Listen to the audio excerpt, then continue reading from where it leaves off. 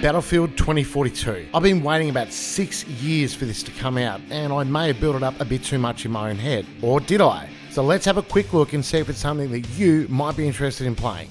Let's go.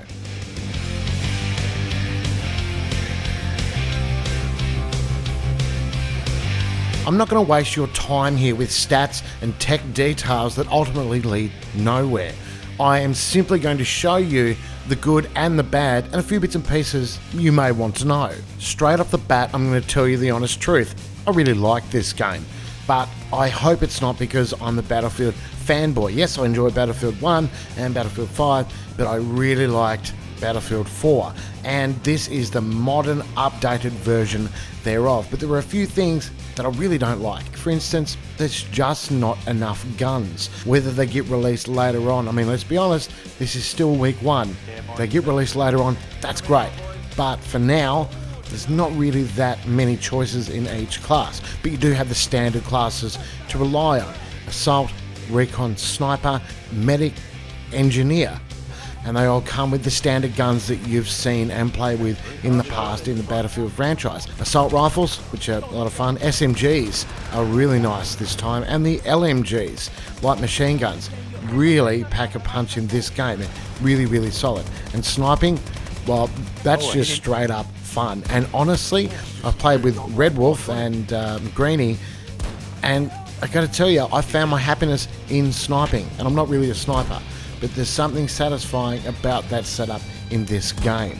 With every game, there are inherent issues at launch. No game has launched flawlessly, especially not Battlefield. There are some things that are understandable, like with over 100 people in a server, there are going to be connection and lag issues, so your hit reg may not be that great.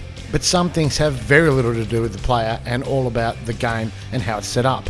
Take the HUD, for example. You can turn it off and it looks kind of cool, but then you've got literally no idea who's who. And leaving it on puts you in a weird position because everything is so bright. You can't change how opaque everything is. And it's just, your screen is littered with bright colours, and it really does get in the way sometimes, and you cannot differentiate between an enemy and a bush and this bloody great big glowing thing. Also, this hovercraft seems to defy gravity. Look, I'm assuming all this stuff will get updated and patched out.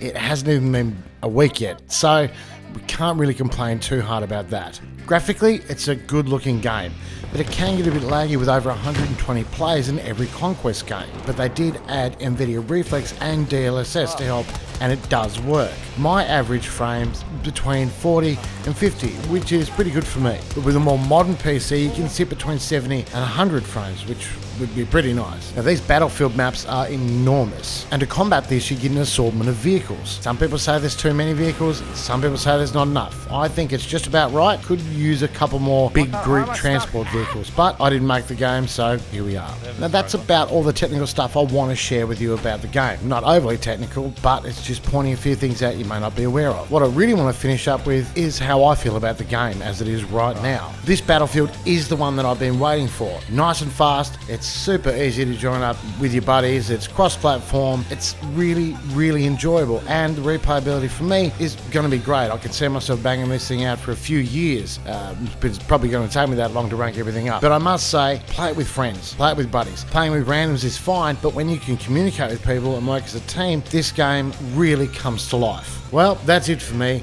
If you're sitting on the fence about getting the game or not, I hope this video helped in some way. Have a great day, and I'll see you soon.